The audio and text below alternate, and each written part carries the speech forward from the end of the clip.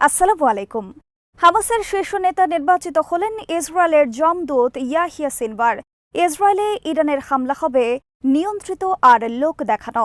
উত্তর ইসরায়েলে ধ্বংসাত্মক হামলা হিজবুল্লাহর, নিহত বহু সেনা, ধ্বংস ইসরায়েলের এয়ার ডিফেন্স সদর দফতর।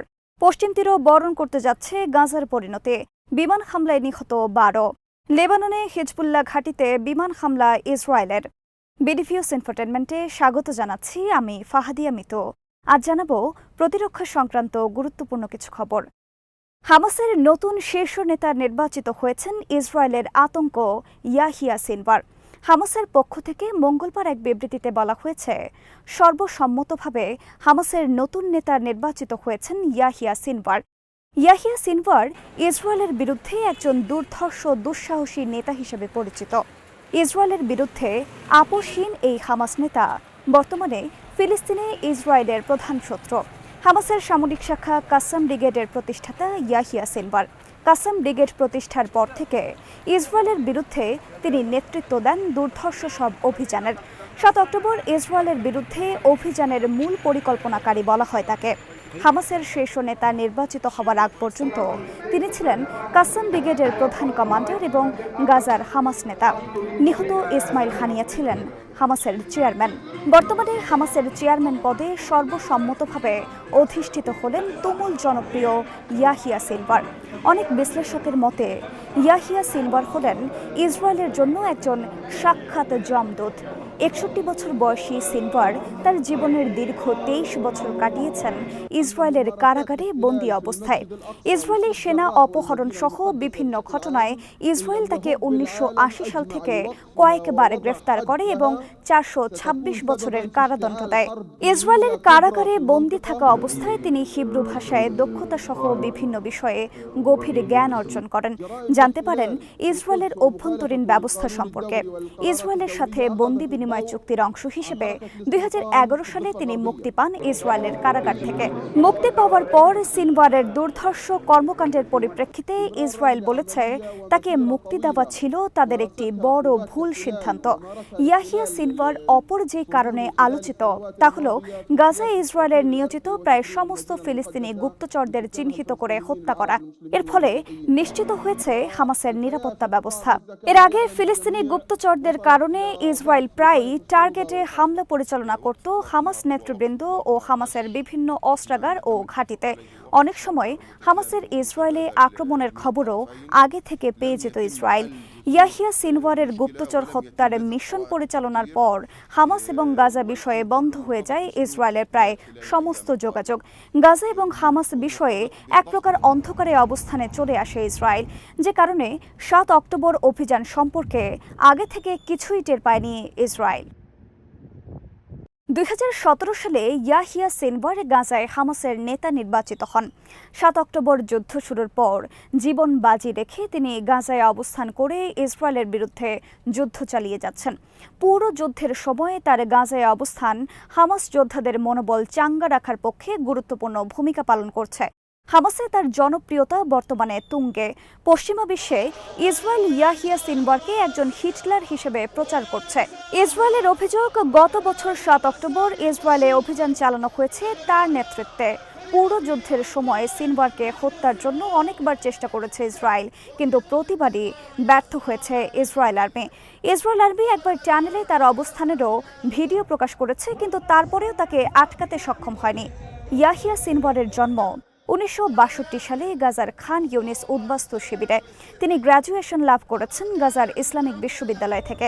যুক্তরাষ্ট্র বিভিন্ন দেশের সন্ত্রাসী তালিকায় রয়েছে তার নাম। ইসরায়েলের 7 অক্টোবর অভিযানের মূল পরিকল্পনাকারী ইয়াহিয়া সিনওয়ারের হামাস শীর্ষ নেতা নির্বাচিত হওয়ায় আতঙ্ক ছড়িয়ে পড়েছে ইসরায়েলে।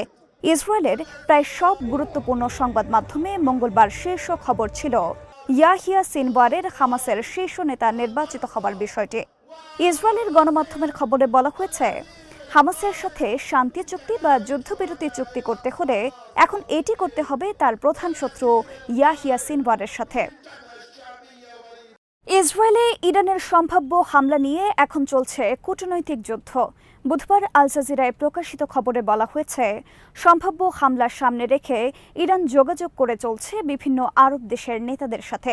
ইরান চেষ্টা করছে এই হামলায় আরবদের সম্মতি আদায়ে।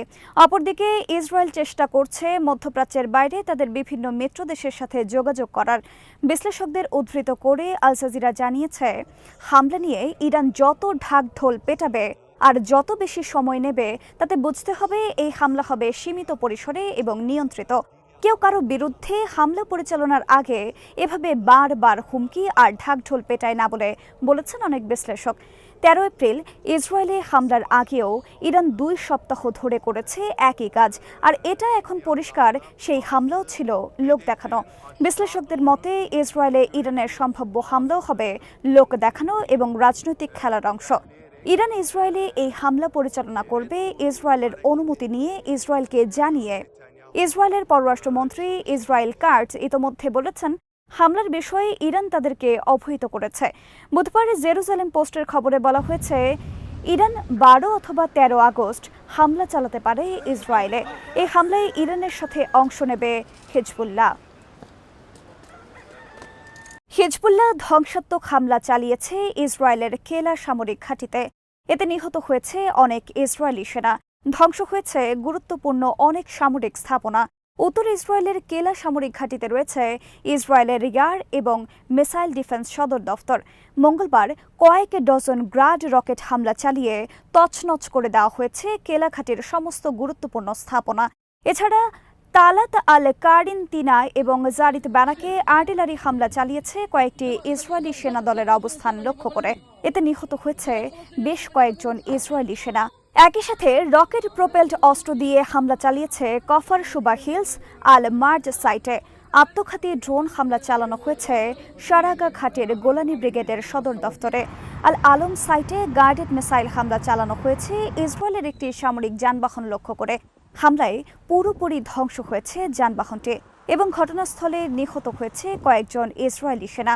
বুধবার টাইমস অফ ইসরায়েলের খবরে বলা হয়েছে, উত্তর ইসরায়েলে হিজবুল্লাহর হামলায় মঙ্গলবার 19 জন সেনা আহত হয়েছে। এর মধ্যে অনেকের অবস্থা গুরুতর। ইসরায়েলে বিমান হামলা চালিয়েছে দক্ষিণ লেবাননে হিজবুল্লাহর একটি ঘাঁটিতে, তবে হামলায় ক্ষয়ক্ষতির পরিমাণ এখনও জানা যায়নি। আল জাজিরার খবরে বলা হয়েছে, হামলায় এখন পর্যন্ত 5 জন হিজবুল্লাহ যোদ্ধা নিহতের খবর পাওয়া গেছে।